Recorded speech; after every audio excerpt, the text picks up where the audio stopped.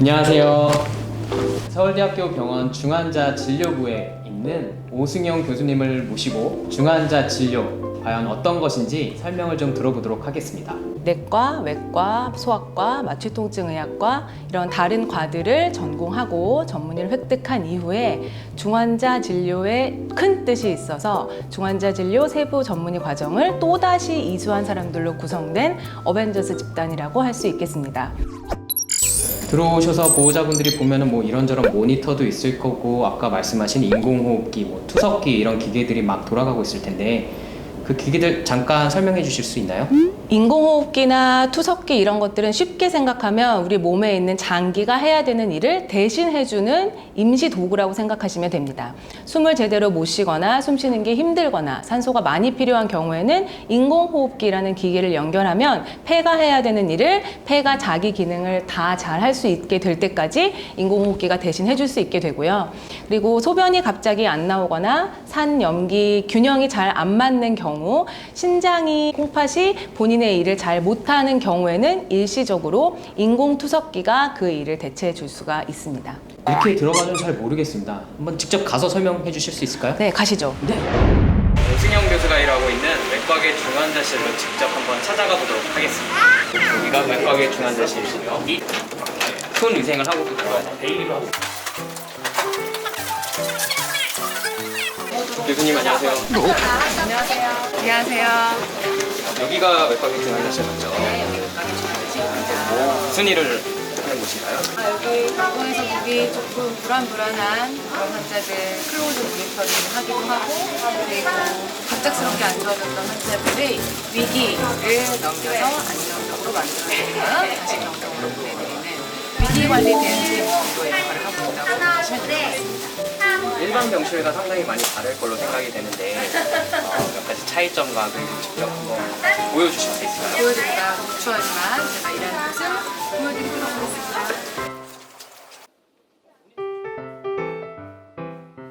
환자분들이 중환자실에 오시는 가장 큰 이유는 실시간으로 지금 현재 상태가 어떤지 모니터링을 할 수 있다는 점입니다. 그 모니터링하는 기계가 바로 보고가 되겠는데요.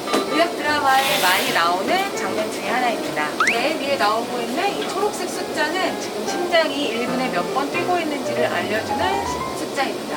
파형처럼 보이는 저게 심전도라고 불리는 심장에서 전기가 어떻게 흐르고 있는지를 보여주는 형태의 파형이고요. 빨간색으로 보이는 이 숫자가 손목에 있는 가느다란 동맥에 관을 넣어서 실제 지금 현재 순간의 혈압이 어떤지를 관찰하게 해주는 동맥혈압입니다.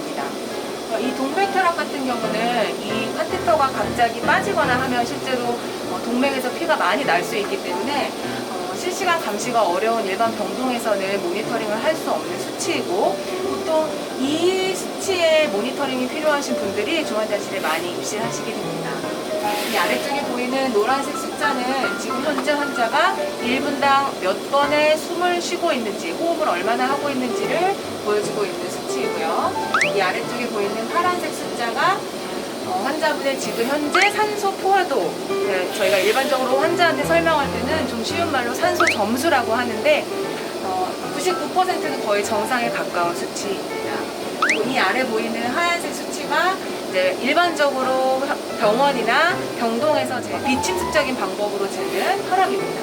동맥혈압이랑 여기 비침습적으로 재는 혈압이 조금 다를 수 있어요. 재는 위치도 다를 수 있고, 그리고 이게 지금 현재의 혈압이 아니라 25분 전에 쟀던 혈압이기 때문에 1시간이나 2시간에 한 번 정도만 측정하는 혈압이라서 이 두 가지 수치는 둘 다 환자의 혈압을 나타내지만 차이가 있을 수 있습니다.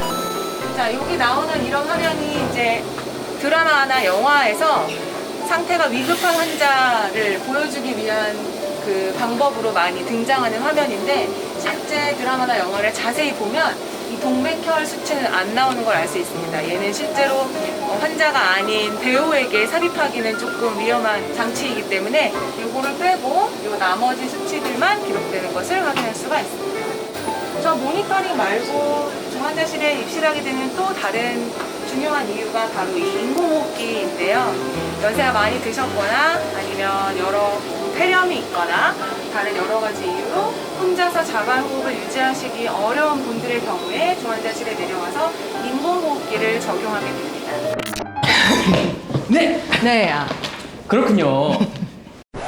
또 하나 조금 궁금한 게 있습니다. 네. 중환자실에는 화장실은 없나요? 대답하기 곤란한 질문이지만 그래요? 중환자실에는 화장실이 없습니다. 네. 그러면 의료진도 없나요? 의료진은 있습니다. 환자분들은 그러면 화장실이 없으면 어떻게 배변을 하게 되나요? 환자분들 같은 경우는 배변 따로 할 수 있는 곳이 없고, 그래서 혼자서 일어나서 배변 활동을 하실 수 있는 분들 같은 경우에는 저희가 그 격리된 공간 안에서 배변 활동을 하실 수 있도록 간이 화장실 같은 그런 간이 변기를 네. 제공해 드리고 있습니다. 그래서 회복이 빠르셔서 식사를 빨리 하시게 되고 부득이하게 중환자실에 재원하고 계신 동안 배변 활동을 하셔야 되는 경우는 간호부를 통해서 요청을 해주시면 저희가 간이 변기를 제공해 드릴 수 있습니다. 그렇군요. 그만큼 배변을 또 위중하신 분들은 배변을 못하는 경우도 있고 네. 하더라도 그게 위험할 수도 있기 때문에 그렇겠네요. 네. 침상에서 내려와서 화장실로 이동하시는 그 그 사이에. 과정, 그리고 네. 다시 돌아오시는 과정, 화장실에 계시는, 혼자 계시는 그 시간이 모든 순간순간이 다 위험하기 때문에 이동을 해서 화장실에 가시는 건 저희가 금지하고 있습니다. 그러면은 보통은 침대에 누워 있을 때는 항상 의료진 계속 쳐다보고 있는 건가요? 중환자실의 장점이죠. 보고 있는 사람이 많다는 거. 네, 그래서 나를 담당해주는 담당 간호사가 있고 또 나를 담당해주는 담당 주치의가 일반 병실과는 달리 24시간 상주하고 있기 때문에 도움을 원하시면 언제든 의료진을 불러서 요청하실 수가 있습니다. 간 이식 말고 저희가 또 간 절제도 하는 팀인데요. 간암이나 이런 병변이 있어서 간 절제를 하고 나서도 중환자실에 가게 되나요? 사실 제가 전공의 때만 해도 네. 간절제를 한 많은 환자들이 중환자실에 갔었던 걸로 기억을 하는데 네, 최근에는 간절제를 하고 나서는 많은 환자가 오지는 않고요. 네. 예상했던 것보다 간을 많이 잘라서 남은 간이 제 기능을 할 수 있을지 걱정이 되는 경우이거나 아니면 간절제를 하면서 피가 많이 났는데 추가적으로 피가 더 이상은 안 날 것인지 우려스러운 경우에 제한적으로 중환자실에 입실을 하고 있습니다.